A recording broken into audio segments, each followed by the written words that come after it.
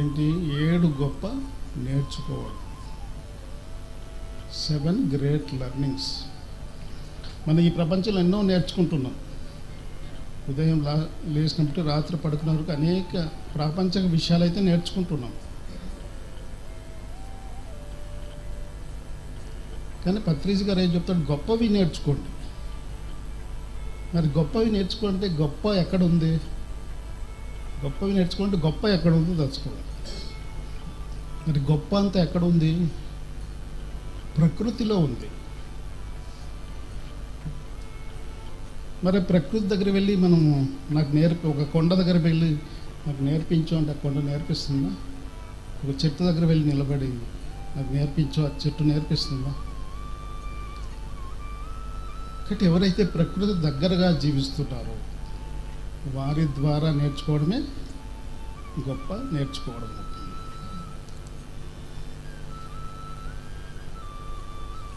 మరి ప్రకృతికి దగ్గరగా జీవించేవారు 7 మంది ఉన్నారు. ఒకటి స్త్రీల నుండి నేర్చుకోవడం, మొట్టమొదటి స్త్రీల నుండి నేర్చుకోవడం. రెండవది పిల్లల నుండి నేర్చుకోవడం. మూడవది గ్రామస్తుల నుండి నేర్చుకోవడం. నాలుగవది జంతువుల వృక్షాల నుండి నేర్చుకోవడం. ఐదవది చదువు లేని వాళ్ళ నుండి నేర్చుకోవడం. ఆరవది ధ్యానుల నుండి నేర్చుకోవడం. ఏడవది దివ్యజ్ఞాన ప్రకాశం పొందినటువంటి మాస్టర్స్ నుండి నేర్చుకోవడం. 7 మంది దగ్గర నేర్చుకోవాలి. మొట్టమొదటిది స్త్రీల దగ్గర నుండి నేర్చుకోమంటున్నాడు. ఈ యొక్క ప్రపంచాన్ని మానవ జాతిని 2 విభాగాలుగా విభజించండి. ఒకటి స్త్రీ జాతి, 2 పురుష జాతి. ఈ పురుషులు స్త్రీల దగ్గర నేర్చుకోవాలి అంటాడు పత్రిస్. ఎందుకు అనేది డెప్త్లోకి వెళ్ళి మనం తెలుసుకుందాం. స్త్రీలు ప్రకృతికి దగ్గరగా జీవించేవారు. వీళ్ళలో సర్వార్పణ భావన ఉంటుంది, లాలించే తత్వం ఉంటుంది, ప్రేమగా వ్యవహరిస్తూ ఉంటుంది, కరుణ, దయ ఉంటుంది. సర్వార్పణ భావన అంటే తను తాను కోల్పోవడం కాదు,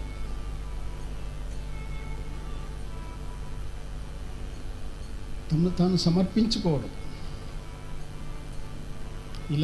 ఇవన్నీ క్వాలిటీస్ వల్ల స్త్రీలు మూలాధారంలో ఉంటారు అని చెప్పేసి పత్రిస్ గారు చక్రం కూడా, ఆ చక్రానికి సంబంధించిన విషయం కూడా చెప్పేస్తున్నాడు. ఒక స్త్రీ నేర్పించగల కెపాసిటీ ఎట్లా వస్తుంది? ఒక ఆత్మజ్ఞానం సంపాదించడం ద్వారా వస్తుంది.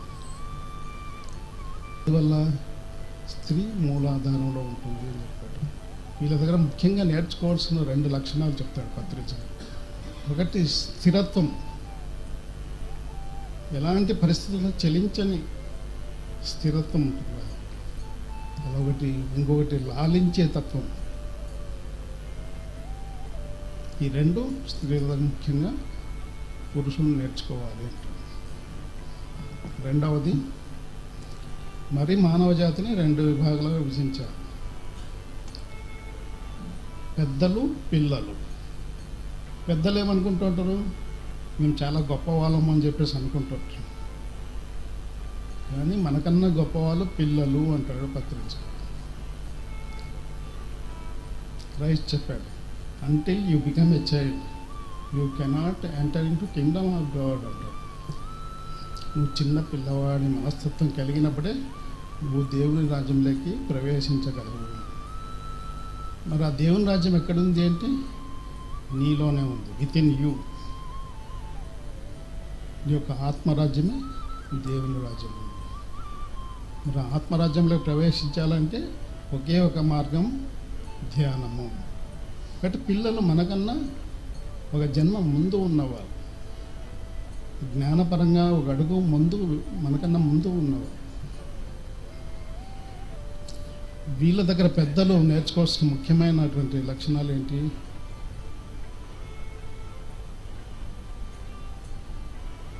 నూతనత్వం, ఉత్సుకత. ప్రతిరోజు నూతనంగా జీవిస్తుంటారు పిల్లలు. ఉత్సుకత, ప్రతిదీ నేర్చుకోవడానికి ప్రయత్నం చేస్తూ ఉంటారు. మీరు చిన్న పిల్లవాడిని కింద పడినాడు, తప్పడలు వేస్తూ నడుస్తూ కింద పడిపోయాడు అనుకోండి,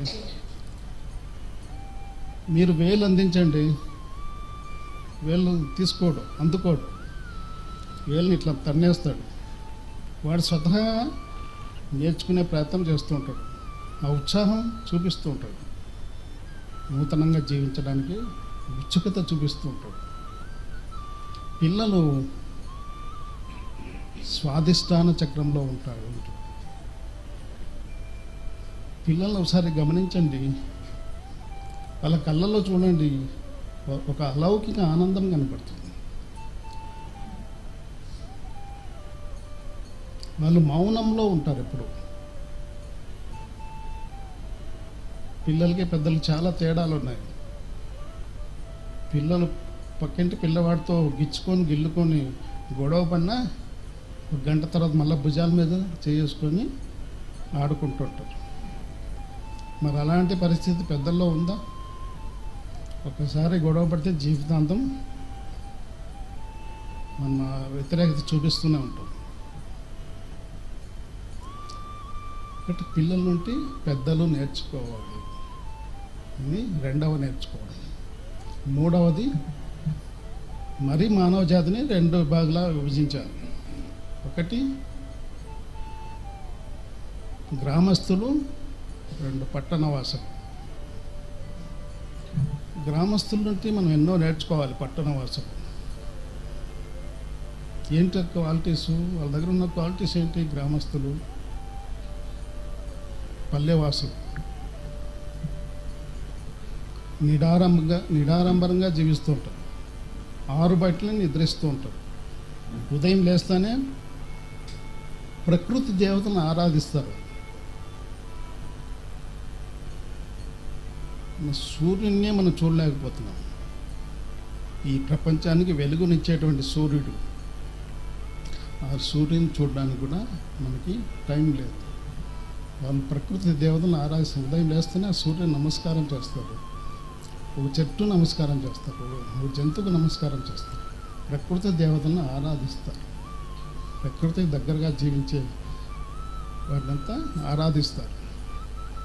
అలాగే వాళ్ళకి కలిగింది భోంచేస్తారు. నాకు అది కావాలి ఇది కావాలని కోరుకోరు. సాత్విక భోజనాన్ని భుజిస్తారు. ఈ మసాలా ఫుడ్ తీసుకోరు ఎక్కువ. అంటే ఈరోజు పరిస్థితి కాదు, ఇది 22 సంవత్సరాల క్రితం చెప్పిన సబ్జెక్ట్ కనుక ఈరోజు చాలా మార్పులు వచ్చాయి. కాబట్టి పట్టణవాసులు పల్లెవాసులు నేర్చుకుంటూనే ఉండాలి. వీళ్ళు మణిపూరక చక్రంలో ఉన్న వాళ్ళు ఉంటారు. వీళ్ళ దగ్గర ముఖ్యంగా నేర్చుకోవాల్సిన 2 గుణాలు ఏంటి? నిడారంబరంగా జీవించడము, ఇంకోటి స్వచ్ఛంగా జీవించడం. నిడారంబరత, ఆడంబరాలు కోరువారు. కానీ దీనికి ఒక ఎగ్జాంపుల్ ఏం చెప్తాడంటే, పట్టణవాసులు ఏ విధంగా ఉంటుందంటే, ఊపర్ షేర్వాణి అంతర్ పరేషాని అంటాడు. షేర్వాణి వేసుకున్న వాళ్ళు చూసింటారు కదా, చూడ్డానికి బాగానే ఉంటుంది, లోపల పరేషాని ఉంటుంది. ఊపర్ షేర్వాణి అంతర్ పరేషాని అంటాడు. ఇది 3వ నేర్చుకోవడం. మరి 4వ నేర్చుకోవడం, జంతువుల నుండి నేర్చుకోవాలి, వృక్షాల నుండి కూడా నేర్చుకోవాలి. మనిషి ఏమనుకుంటున్నాడు, ఈ జంతువుల కన్నా వృక్షాల కన్నా నేను చాలా గొప్పవాడిని అని విర్రవీగుతూ ఉన్నాడు. కానీ ఒకసారి వాటిని పరిశీలిస్తే, వాటి గుణగణాలను పరిశీలిస్తే మానవుడు ఎంత అల్పుడో వాటికన్నా అనేది మనకు తెలుసుకోవచ్చు. ముఖ్యంగా వృక్షజాతి. మరి వృక్షజాతి అంటే మనం ఎన్నో లబ్ధి పొందుతూ ఉన్నాం. సకల ప్రాణుల మనుగడకి కావలసినటువంటి ఆక్సిజన్ ఇస్తుందా లేదా అది? అలాగే చాలా ప్రాణులకి ఆహారాన్ని ఇస్తోంది పళ్ళ రూపంలో. ఇంకా ఏమని చెప్పండి? ఆవాసయోగ్యం, సకల పక్షులు జీవించడానికి ఆవాసయోగ్యాన్ని కల్పిస్తున్నాయా లేదా? ఇంకా అవి జీవితకాలం అంతా జీవించిన తర్వాత, తన జీవితాన్ని కోల్పోయిన తర్వాత కూడా మనకి ఉపయోగపడుతున్నాయా లేదా? అంటే గొప్ప కర్మయోగులు వాళ్ళు, కర్మయోగులు. మన పురాణాలకు వెళ్తే కృష్ణుడు ఎన్ని ఆభరణాలు వేసినా కూడా తూగల. కానీ దేనికి తూగాడు ఆయన? 2 తులసి దళాలు వేస్తానే తూగాడు కదా. అంటే ఎప్పుడు అవి వాటిని నేర్చుకోవాలి. ఈ సృష్టిని మనం ఎంతో నేర్చుకోవాలి. ఖనిజం వృక్షానికి ఆధారం, ఖనిజము వృక్షము జంతువులు పక్షులకి ఆధారం.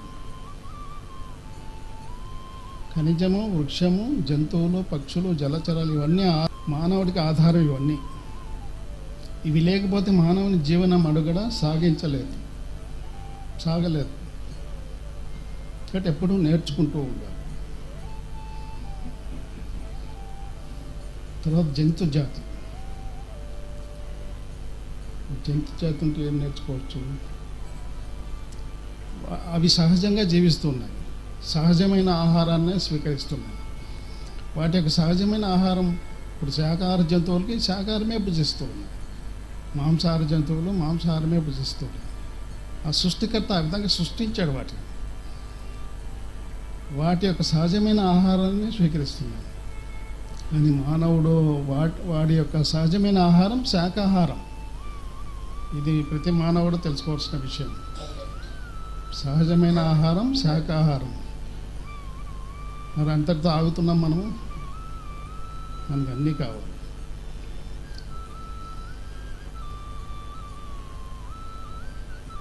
ఇంకా ఏంటి? జంతువులు ఉంటాయి. ప్రతి జంతువు ఉన్న దగ్గర ఒక క్వాలిటీ ఉంటుంది. కుక్క దగ్గర ఏం నేర్చుకోవాలి? విశ్వాసము. కాకి ఒక మెసేజ్ ఇస్తుంది ప్రతిరోజు, కావు కావు కావు అని. నీవేవి కావురా ఈ లోకంలో, నీవేవి లేవు ఇక్కడ. ఒక మెసేజ్ ఇస్తున్నాయి లేదా? గమనిస్తే తెలుస్తుంది. ఇంకా ఏంటి? ఆవులో వేస్టేజే లేదు. ఆవు పాల నుండి అది విసర్జించే గోమూత్రం నుండి పేడ, ఇవన్నీ మనకు ఉపయోగపడుతున్నాయి కదా. ఎన్నో ఔషధ లక్షణాలు ఉన్నాయని చెప్పేసి గోవు యొక్క మూత్రంలో దాదాపుగా ఎన్నో ఔషధ గుణాలు ఉన్నాయని చెప్పేసి చెప్తారు. మా బాటిల్ మీద రాసి ఉంటారు. ఆఖరికి తన జీవాన్ని కోల్పోయిన తర్వాత కూడా తన చర్మం ఎంతో ఉపయోగపడుతుంది.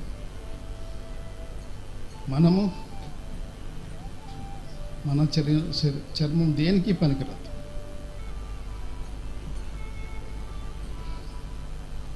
ఇంకా ఏంటి? తన సహజ లక్షణాన్ని కోల్పోతుంది.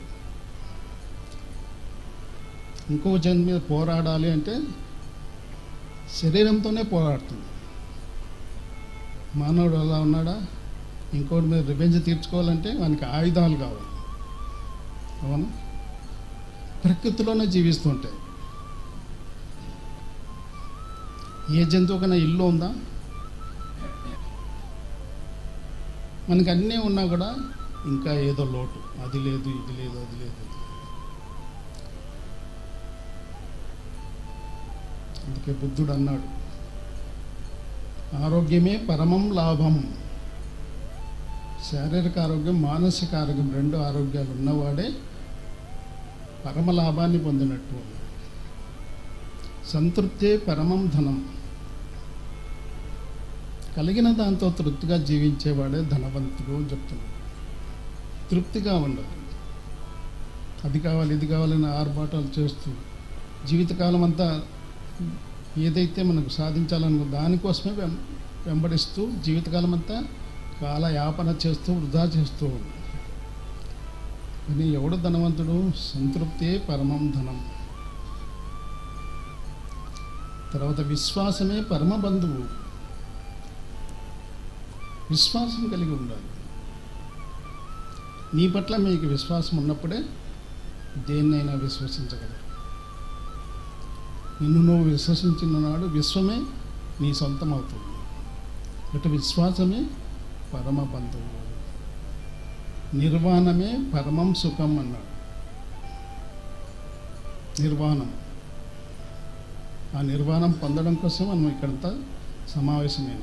ప్రతిరోజు ఎందుకు సమావేశం అవుతున్నామంటే ఆ నిర్వాణాన్ని సాధించుకోవాలి, ముక్తిని సాధించుకోవాలి, జీవన్ముక్తుడు కావాలి.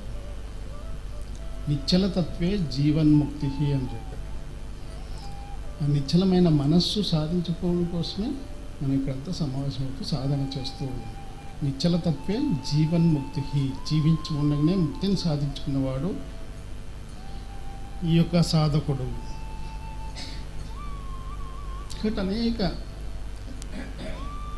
దేన్నైనా మనం పరిశీలిస్తుంటే దాన్ని ఒక లెసన్ నేర్చుకోవచ్చు.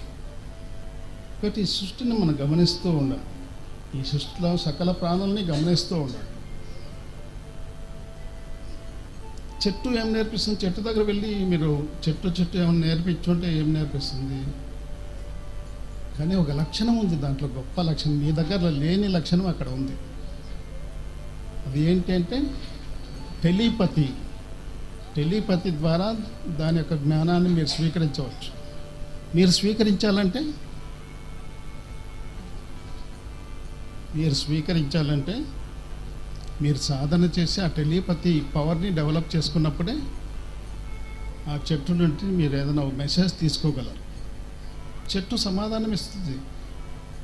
మీరు ఏదైనా ఒక ప్రశ్న వేసినప్పుడు సమాధానం మీరు బాగా ధ్యానం చేస్తే ఒక స్థాయి అందుకున్న తర్వాత ఒక చెట్టును కౌగిలించుకోండి. ఒకటి వెళ్ళి బాగా చెట్టును గట్టి పట్టేసుకొని వదులు అంటున్నాడు. పట్టుకుంది వీడు, కానీ వదులు అంటున్నాడు. ఆ విధంగా మనం మాయను పట్టుకున్నాం, మాయ అన్న చెట్టును పట్టుకున్నాం. అది కాదు, నిజమైన చెట్టుని కౌగిలించుకోండి. ఒక స్థాయి అందుకున్న తర్వాత దాని నుండి ఎంతో శక్తిని మీరు స్వీకరిస్తారు. అది ప్రాక్టీస్ మీద మీకు వస్తుంది. ఇంకా ఎన్నో చెప్పుకోవచ్చు. ఇంకా ఏంటి, జంతువులు, పక్షులు. ఒకసారి తిమ్మం మరిమాను వెళ్ళాం, మెడిటేటర్స్ అంతా వెళ్ళాం. అక్కడ కుందేళ్ళు ఉన్నాయి, రకరకాల కలర్స్లో కుందేలు అటు ఇటు వెళ్తూ ఉంది. చూడ్డానికి కంటికి ఎంతో ఆహ్లాదకరంగా ఉంది. ఎంతో ఆనందిస్తున్నాం. పక్కన వేరే గ్రూప్ వచ్చారు. ఒకడు అంటున్నాడు, దీని మాంసం చాలా బాగుంటుంది అని చెప్పేసి. అంటే చూసేవాని దృష్టిని బట్టి సృష్టి ఉంటుంది. నీ దృష్టి మారితే సృష్టి మారుతుంది.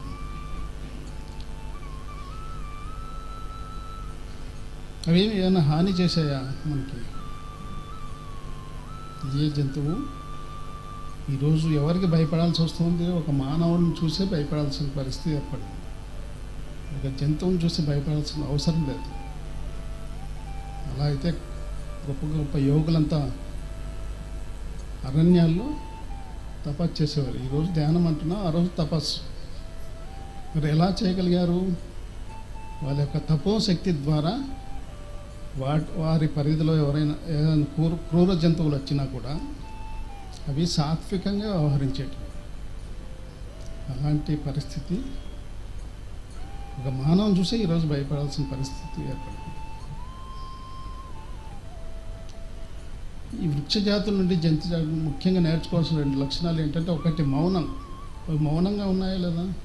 ఒక 5 జంతువులను కూర్చోబెట్టండి ఒక చోట, వాటి ముఖాన్ని గమనించండి, ఎంత మౌనంలో ఉంటాయి అవి. అదే ఒక 5 మంది మనుషులను కూర్చోబెట్టండి, ఒక్కొక్కరి ఫేస్ ఒక్కో రకంగా ఉంటుంది. Face is the index of mind. మీ ముఖ కవలికలు మీ యొక్క మనసు యొక్క స్థితిని తెలియజేస్తాయి.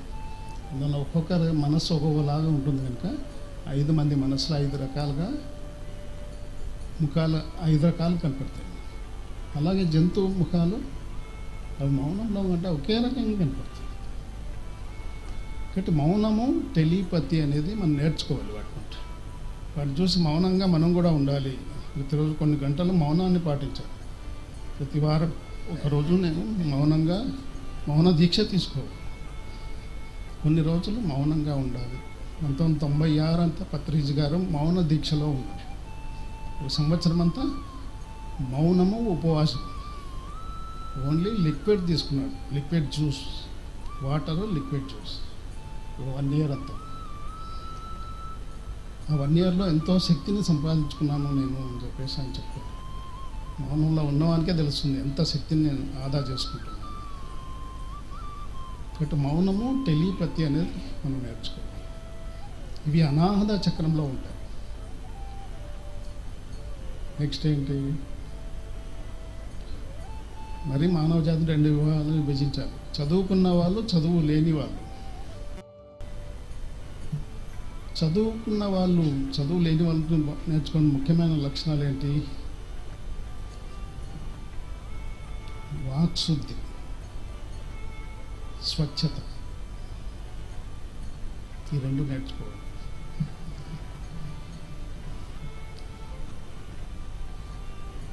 చదువు లేని వాళ్ళంటే ఎవరు? మనకి ఎంతోమంది చదువు లేని వాళ్ళని పోయి మనం ఆశ్రయించామా లేదా? షిరిడి సాయిబాబాకి ఏమైనా చదువు ఉన్నిందా? కబీర్ గారికి ఏమైనా చదువు ఉందా? ప్రాఫెట్ మహమ్మద్ గారికి ఏమైనా చదువు ఉందా? అలాగే జీసస్ క్రైస్ట్కి ఏమైనా చదువు ఉందా? రామకృష్ణ పరమహంస గారికి ఏమైనా చదువు ఉందా? మరి వారి దగ్గర ఎందుకు వెళ్ళి ఆశ్రయించారు కదా? నాకు అది కావాలి, ఇది కావాలని చెప్పి కోరారు కదా. ఈ చదువుకున్న వాళ్ళే వెళ్ళి కోరుకున్నారు, రకరకాల కోరికలు ఉన్నారు, ఈ సమస్యలను తీర్చండి అని చెప్పేసి. మరి ఏముంది వాళ్ళ దగ్గర? మీ దగ్గర ఉన్నది వాళ్ళ దగ్గర లేదే. ఒకసారి కిష్టపాడికి ఒక క్లాస్కి వెళ్ళాం, పత్రిజీ అంట. ఆ క్లాస్కి 50% పిల్లలు వచ్చారు, స్టూడెంట్స్. మరి వీళ్ళకి ఏం కావాలి? చాక్లెట్లు, బిస్కెట్లు కావాలి. మరి అవేం లేవే నా దగ్గర నుంచి 2 జోబులు, ఖాళీ జోబులు చూపించాడు ఆయన. మరి మీరందరూ ఎందుకు వచ్చారు నా కోసము? పిల్లలంటే ఓకే, మీరంతా ఎందుకు వచ్చారు? మీ దగ్గర లేనిది ఒకటి ఉంది నా దగ్గర, అది తెలుసుకోవడం కోసం మీరంతా వచ్చారు. మీ దగ్గర లేనిది నా దగ్గర ఉన్నది ఏంటి? ఒక ఆత్మజ్ఞానం మాత్రమే. ఈ ఆత్మజ్ఞానం తెలుసుకోవాలని మీరు నా దగ్గరకు వచ్చారు. ఇక్కడ ఎన్నో చదువులు చదివాం. చదువులు చదవనేలా, సన్యాసి కానేలా, షణ్మతంబుల చిక్కి చావనేలా. చావు పుట్టుకలేని చదివేలా చదువురో అన్నాడు వేమ. ఎన్ని చదువులు చదివినా ఇవన్నీ కూటి కోసం కోటి విద్యలు. ఏ ప్రాపంచిక చదువు చదివినా కూటి కోసమే, సంపాదన కోసం నువ్వు చదువుతూ ఉన్నావు. కానీ ఏ చదువు అయితే చావు పుట్టుకల జ్ఞానం అందిస్తుందో అది మాత్రమే చదువు అని చెప్పేసి వేమన్ గారు చెప్తున్నారు.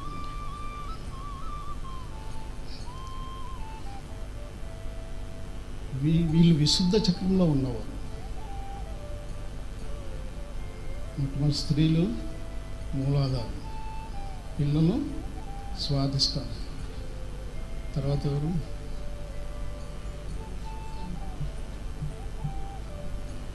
గ్రామస్తులు మణిపూరక చక్రంలో ఉన్నారు. తర్వాత జంతువులు, వృక్షాలు అనాహత చక్రంలో ఉన్నారు. తర్వాత చదువు లేని వాళ్ళు విశుద్ధ చక్రంలో ఉన్నారు. తర్వాత ధ్యానుల నుండి నేర్చుకోవాలి. ధ్యానం చేయని వాళ్ళు, మళ్ళా మానవ జాతిలో 2 విభాగాల, ధ్యానం చేసేవాళ్ళు, ధ్యానం చేయని వాళ్ళు. చేయని వాళ్ళు చేసే వాళ్ళ గురించి తెలుసుకోవాలి.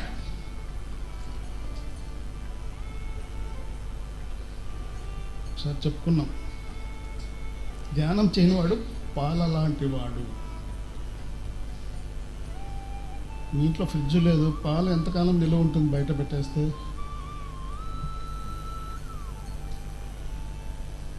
ఎన్ని గంటలు ఉంటాయి?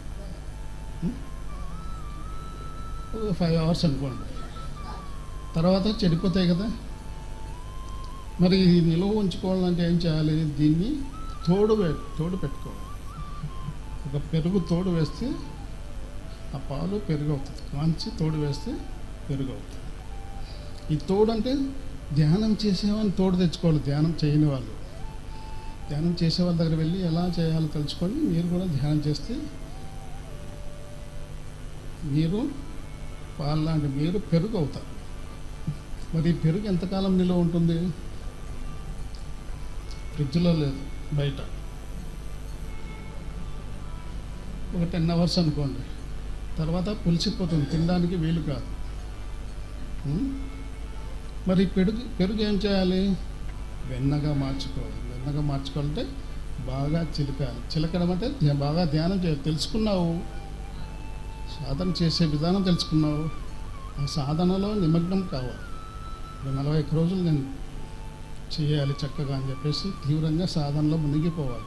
అదే చిలక. చేయంగా వెన్నగా తయారవుతుంది. వెన్న కూడా కొద్ది కాలానికి చెడిపోతుంది. బయట ఉంటే ఒక 15 రోజులు, ఒక 10 రోజులు ఉంటుందా, తర్వాత అది కూడా స్పాయిల్ అయిపోతుంది. దీన్ని ఏం చేసుకోవాలి? నెయ్యిగా మార్చుకోవాలి. నెయ్యిగా మార్చుకోవడమే నిర్వాణ స్థితిని చేరుకోవడం. నెయ్యిగా తయారైన తర్వాత నెయ్యి చెడిపోతుందా? మీరు సంవత్సరం పాటైనా కూడా అది వాడవచ్చు. అలాగే ఒక ఎన్లైటెడ్ మాస్టర్ యొక్క జీవితం నెయ్యి లాంటిది.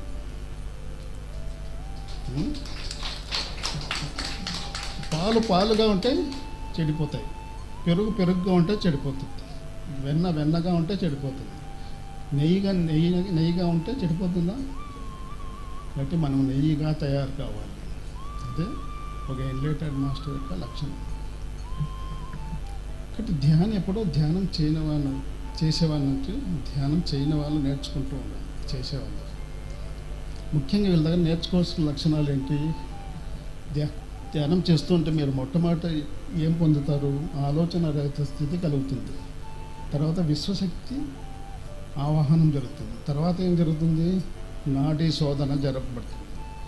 మీ శరీరం అంట నాడులన్నీ క్లీనింగ్ ప్రాసెస్ మొదలవుతుంది. 4వది దివ్యచక్షువు ఉత్తేజితమవుతుంది. ఆ దివ్యచక్షు యొక్క లక్షణాల గురించి ధ్యానం నుండి తెలుసుకోవాలి. అలాంటి స్థితిలో ఉన్న వాళ్ళ దగ్గర వెళ్ళి మనం తెలుసుకోవాలి. అదే మొదలు పెట్టిన వాళ్ళ దగ్గర వెళ్తే దివ్యచక్షు వానికే తెలియదు, నీకేం నేర్పిస్తాడు? ఇక్కడ ధ్యానంలో పరాకాష్ఠకు చేరుకున్న తర్వాత వారికి దివ్యచక్షు యాక్టివేట్ అవుతుంది. చంద్రశేఖర్ గారు ఉన్నారు, మరి వారు ధ్యానంలో రాత్రి కూర్చుని ఉదయం దాకా చేస్తాడు. ఎంతోమంది అందరికి వచ్చి మాస్టర్స్ కలుస్తూ ఉంటాడు, వాళ్ళతో సంగీతం చేస్తూ ఉంటాడు. ఏ విధంగా చూస్తూ ఉంటాడు? యాక్చువల్గా ఆయనకి చూపు లేదు, 2 కళ్ళు చూపు లేదు, చూపు కోల్పోయాడు. మరి 2 కళ్ళతో చూడలేని దృశ్యాలు కూడా చూడగలుగుతున్నాడు కదా. మరి ఏ విధంగా చూడగలుగుతున్నాడు? ఆ దివ్య నేత్రం ద్వారా చూడగలుగుతున్నాడు. ప్రతి సాధకుడు త్రికాల జ్ఞాని, త్రిలోక సంచారి అవుతాడు. ఆ దివ్య నేత్రం సంపాదించుకున్న తర్వాత త్రికాల జ్ఞాని, త్రిలోక సంచారి అవుతాడు. థర్డ్ ఐ గురించి తెలుసుకోవాలి. తర్వాత అతీంద్రియ శక్తుల గురించి తెలుసుకోవాలి. మనలో అతీంద్రియ శక్తులు ఉన్నాయి, వాటిని పవర్స్ అని చెప్పుకున్నాం, సిద్ధులు. కానీ ఉన్నాయని తెలుసుకోవాలి, అంతేగాని వాటి వెంట పడినామా మనము పతనావస్థకు చేరుకుంటాం. మరి ఎంతోమంది యోగులు నిరూపించారు కదా, అక్కడ సరెండర్ అయిపోయి సిద్ధులకి, పవర్స్కు లోనై వాళ్ళ ఆధ్యాత్మిక జీవితాన్ని పతనావస్థకు చేర్చుకున్నారు. కాబట్టి పవర్స్ని మనం ఉన్నాయని తెలుసుకోవాలి. టెలిపతి నేను డెవలప్ చేసుకుంటాను. ఒకసారి మనం ప్రయోగించాలి, తెలుసుకోవాలి. ఉంది, నేను సంపాదించుకున్నాను, అంతవరకే. మరి వెళ్ళిపోతే మీ యొక్క శక్తి నిర్వీర్యం అయిపోతుంది. తర్వాత 7వ నేర్చుకోవడం. వీళ్ళు ఎక్కడుంటారు? ధ్యానంలో ఆజ్ఞాచక్రంలో ఉంటారు. దివ్య నేత్రం యాక్టివేట్ అయిందండి. ఆజ్ఞాచక్రం అంటే ఏంటి? దివ్య నేత్రానికి ప్రతీక. బురికిటి స్థానం అంటారు. ఆజ్ఞాచక్రము, బుర్కిటి స్థానము, దివ్యనేత్ర స్థానము, థర్డ్ ఐ స్థానం.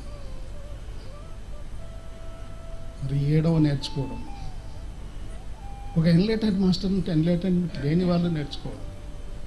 ఎన్లైటెడ్మెంట్ అంటే జ్ఞానోదయం కలిగినటువంటి గొప్ప మాస్టర్. మనం జ్ఞానోదయం లేని వారు నేర్చుకుంటూ ఉండాలి. ఈ విషయంలో వెస్ట్రన్ మాస్టర్ చాలా కొంచెం అడ్వాన్స్ వెళ్ళిపోయారు. మరి ఎంతోమంది మాస్టర్లు మరి ఇతర లోకాల నుండి ఆర్ట్ ఆఫ్ రైటింగ్ ద్వారా ఎన్నో పుస్తకాలు రాసి ఈ లోకానికి అందించారు. ఆల్మోస్ట్ పత్రిజీ అందిన పుస్తకాలన్నీ వెస్టర్న్ బుక్స్ ఇక్కడ ట్రాన్స్లేట్ చేసి మనకు అందించారు. సోల్స్ జర్నీ అని చెప్పేసి పీటర్ రిచెల్యూ అని వెస్టర్న్ మాస్టర్ రాసినటువంటి సోల్స్ జర్నీ అన్న పుస్తకము తెలుగులో ఆత్మయానము అని చెప్పేసి తెలుగులో ట్రాన్స్లేట్ చేశారు. ఇందులో ఏముంటుంది? ఆత్మ యొక్క ప్రయాణం ఎక్కడ మొదలైంది, ఎక్కడ ఎండ్ అవుతుంది, ఈ మధ్యలో జరిగేటువంటి విషయాలు ఏంటి అని కూలంకుషంగా తెలియజేసే పుస్తకం అది. అంటే ఈ సృష్టిని 4 విభాగాలుగా విభజించాడు. 1 ఖనిజము, 2 వృక్షము, 3 జంతువులు, 4 మానవుడు. ఒకటి ఈ మానవుడు ఈ మూడింటిని సంరక్షిస్తూ తను తాను తెలుసుకుంటూ ఈ మానవుడు మహనీయ స్థితికి వెళ్ళిపోవాలి. ఈ మానవుడు మాధవుడుగా మారిపోవాలి. బట్ ఆ సిస్టమ్ అంతా మనలోనే పెట్టేశాడు ఆ సృష్టికర్త. ఉత్తర గీతలో చెప్పాడు, దేహో దేవాలయ ప్రోక్తో జీవదేవ సనాతన త్యజేత అజ్ఞాన నిర్మాల్యం సోహం భావేన పూజయేత్. నీ దేహమే అతి పవిత్రమైన దేవాలయం. ఇందులో నివసించే జీవుడే అతి పురాతనమైన దేవుడు. సనాతన అంటున్నాడు. సనాతనం సృష్టి ఆది నుండి ఉన్నటువంటి దేవుడు ఎవరైతే నీలో ఉన్నటువంటి అంతరాత్మే. మరి ఈ 2 సత్యాలు తెలుసుకోవడానికి నువ్వు దేహంలోకి ప్రవేశించావు. 1 దేహమే దేవాలయం, 2 జీవుడే దేవుడు. ఈ 2 సత్యాలు తెలుసుకోవాలంటే ఏం చేయాలి?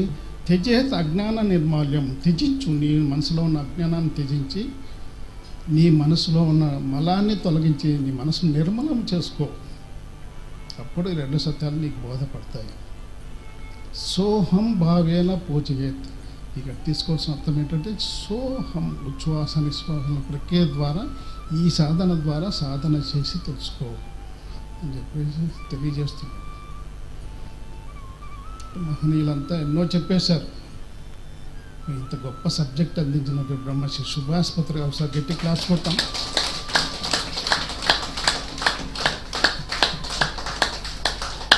మరి అంతటి గురువును తయారు చేసిన మహాగురువు సదానంద యోగి గారు. వారికి కూడా గట్టి క్లాస్ కొడతాం.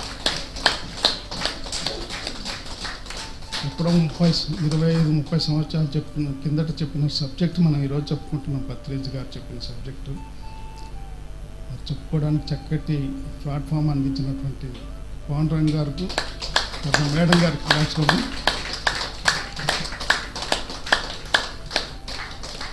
అలాగే సాయి మరి కందుకూరున్నట్టు ఎన్నో పనులు ఉన్నా కూడా మనకి కాలాన్ని కేటాయించి మనకి చక్కగా రికార్డ్ చేస్తున్నారు. సాయికి ఒకసారి గట్టి క్లాస్ కూడా. ఎప్పుడో 2 సంవత్సరాల క్రితం అడిగాడు, పత్రి సబ్జెక్ట్ మనం రికార్డ్ చేద్దాం సార్. పిఎంసీలో చాలా ఉన్నాయి, వింటారులేవయ్యా. మరి పరిస్థితిని అదే క్రియేట్ చేసుకుంది. పాండురంగ గారి రూపంలో మనకి ఈ సబ్జెక్టు మనం వినడం జరుగుతుంది. Okay, thank you very much.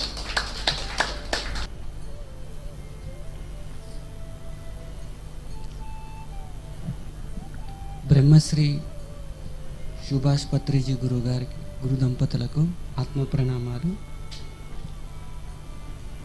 ఇక్కడ విచ్చేసినటువంటి గురువులు మరి ఆత్మజ్ఞానులకు ఆత్మ ప్రణామాలు. మా తల్లిదండ్రులకు ఆత్మ ప్రణామాలు తెలియచేసుకుంటూ ఈ అవకాశాన్ని ఇచ్చినటువంటి మీ అందరి ఆత్మ బంధువులకు మరొకసారి ఆత్మ ప్రణామాలు తెలియచేసుకుంటూ ఏం చెప్పాలో తెలియదు. ఇంత అద్భుతమైనటువంటి పత్రిజీ గారి యొక్క సందేశాలు 10వ ఎపిసోడ్ స్టెప్ బై స్టెప్ ఒక్కొక్క క్లాస్ ఎంత ఆనిముత్యంగా విజయ్ కుమార్ గురువు గారు తనకు అనుకూలమైనటువంటి సమయాలలో ఎంతో సహృదయంతో ప్రతి ఒక్క సబ్జెక్ట్ని కూలంకషంగా ఎంత అద్భుతంగా వివరిస్తున్నారు అంటే, ఈవేళ మొట్టమొదటి క్లాస్ నాకు ఇవాళ భాగ్యం కలిగింది. ఎంత అద్భుతమైన సబ్జెక్ట్, ఎంత సులభంగా, ఎంత ఉన్నతీకరించుకుని సహృదయంతో అందరికీ పామరులకు సైతం అర్థమయ్యేటట్లు వివరించారు అంటే ధ్యాన లోతుల్లోకి వెళ్ళిపోయాను. అద్భుతమైన నాడీ మండల స్థితి ప్రక్రియ జరుగుతూ ఉంది. తన్మయత్వంలో వాళ్ళాడుతున్నాను. 22 సంవత్సరాల కిందట సబ్జెక్ట్ని ఎంత సులభంగా అర్థమయ్యేటట్లు చక్రాలు, షట్చక్రాలు, 6 చక్రాలు, సహస్రార స్థితి అని ఒక్కొక్కటి వివరిస్తూ ఎంత చక్కగా వివరించారు అంటే నా మదిలో అది నిక్షిప్తమైపోయింది. నేను ఏం మాట్లాడాలో నాకు తెలియదు. నా లోతుల్లో ఈ సబ్జెక్ట్ నాటుకుపోయింది. ఇప్పుడు వివరించమని చెప్తే వెంటనే రాకపోవచ్చు, కానీ అద్భుతంగా అది నా అంతరంగాలలో నిక్షిప్తమైంది అని చెప్పగలను.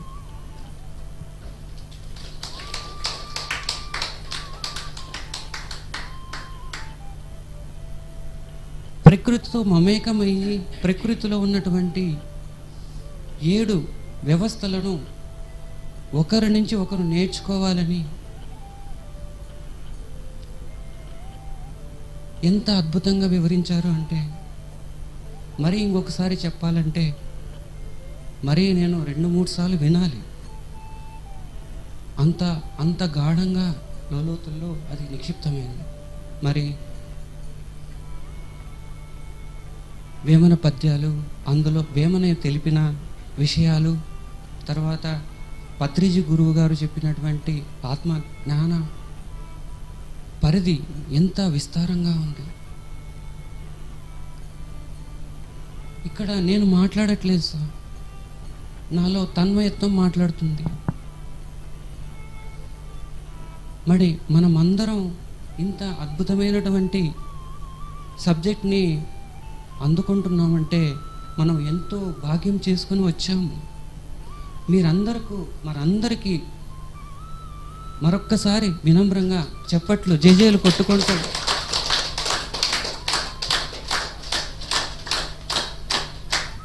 ఈ అవకాశాన్ని ఇచ్చినటువంటి మా తల్లిదండ్రులకు, అందరైనటువంటి ఆత్మబంధువులకు శతకోటి ఆత్మ ప్రణామాలు తెలియజేసుకుంటూ వినమ్రంగా 7వ చక్రం నేర్చుకుంటాం. చక్రం కానీ చక్రం అది షట్చక్రం తర్వాత 6 కమలములకు ఆవల బయలులో బ్రహ్మరంధ్రం అనేది బాట కలదు, బాట వెంట నడువ పరంపదం వేగు అన్నాడు వీరు బ్రహ్మేంద్ర స్వామి. షట్చక్రాలు దాటిన తర్వాత ఆ సహస్రార స్థితిలో మనం ఏం పొందుతాం, ఏం తెలుసుకోవాలి? దివ్య జ్ఞాన ప్రకాశము. 7వ చక్రం అంటే మనం తెలుసుకోవాలి దివ్య జ్ఞాన ప్రకాశం. ఇక్కడ ఈ స్థితిలో ఏముంటుంది? కరుణ తప్ప ఏమీ ఉండదు. అందుకే జీసస్ క్రైస్ట్ కరుణామయుడయ్యాడు. ఆయన స్థాయి అందుకున్న తర్వాత కరుణ తప్ప ఏమీ ఉండదు. ప్రతి ఒక్క జీవి పట్ల కరుణ ఉంటుంది. తరతమ భేదాలు ఉండవు. ప్రతి ప్రాణిని సర్వసమానంగా చూడగలడు. ఆ స్థితిలో ఉన్నవాడే నా భక్తుడు అన్నాడు కృష్ణుడు. మనం చెప్పుకున్నాం, యో నా హృష్యతి నా ద్వేష్టి నా శోచతి నా కాంక్షతి శుభ అశుభ పరిత్యాగి భక్తిమాన్య సమే ప్రియ అన్నాడు. ఏదైతే ప్రేమైంది కలిగినప్పుడు సంతోషపడ్డాడో వాడు నా భక్తుడు అన్నాడు. నా ద్వేష్టి, ఎవరిని ద్వేషించడో వాడు నా భక్తుడు అన్నాడు. నా శోచతి, దేనికి శోకించడో వాడు నా భక్తుడు. నా కాంక్షతి, దేన్ని కోరడో వాడు నా భక్తుడు. శుభ అశుభ పరిత్యాగి, శుభాన్ని అశుభం రెండింటిని త్యజించిన వాడు నా భక్తుడు అన్నాడు. మరి అలాంటి వాడు ఒక దివ్య జ్ఞాన ప్రకాశం కలిగిన స్థితిలో ఉన్నవాడే. Okay, thank you very much.